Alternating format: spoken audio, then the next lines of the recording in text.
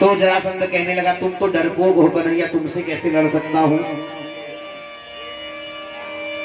और अर्जुन मेरे सामने कमजोर है। हाँ भीम हमारी जोड़ी के समान है, हम भीम से लड़ेंगे।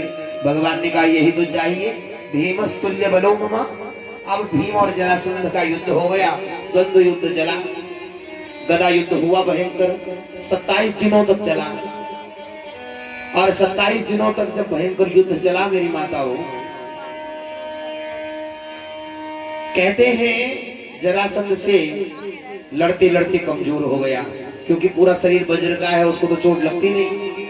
भगवान के समक्ष आया, भीम भैया भगवान के समक्ष आए और कहने लगे न सबको हम जरासंधम निर्जय तुम युधि माधव।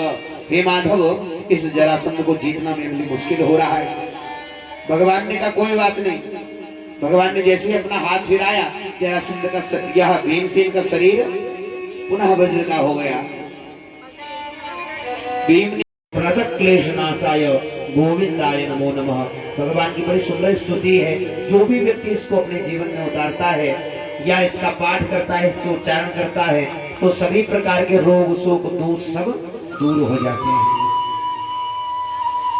इस प्रकार भगवान ने समस्त राजाओं को मुक्त किया और युधिष्ठिर जी का राजस्व यज्ञ आयोजित किया।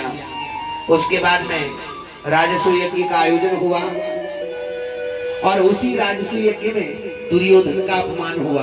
दुर्योधन को भूमि नहीं दिखाई दी है, वो कभी ऐसे अपशब्द नहीं कह सकते। हाँ उनको हंसी जरूर आई थी। कहते रोग की जड़ खांसी और लड़ाई की जड़ हंसी, और हंसते से ही महाभारत युद्ध हो गया। राजस्व यज्ञ में शिशुपाल का भी उद्धार हुआ और साल सौभासुर त्रिवक्त्र का भी भगवान ने उद्धार किया। अंत में पांडवों को विजयश्री दिलवाई। जब परीक्षित ने कथा सुनी, परीक्षित का मन बड़ा दुखी हो गया। कहते एक छोटी सी बात के लिए मेरे पूर्वज, मेरे पितामह आदि लड़कर के समाप्त हो गए। भगवान ये कथा मुझे नहीं सुननी। अब हे सुखदेव बाबा भगवान की कथा सुनाइए। भगवान की किसी करुणा। सुदामा जी के घर में बड़ी निर्धनता थी। चाहते तो किसी राजा की चाटुकारिता कर लेते, बड़े विद्वान थे, लेकिन कभी नहीं किया। ब्राह्मण धर्म का पालन किया और सदैव भगवान का भजन करते रहते।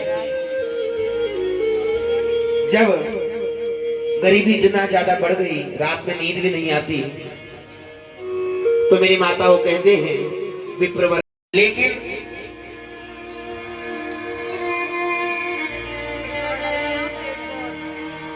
कभी उस मित्र से मिलने की इच्छा नहीं होती।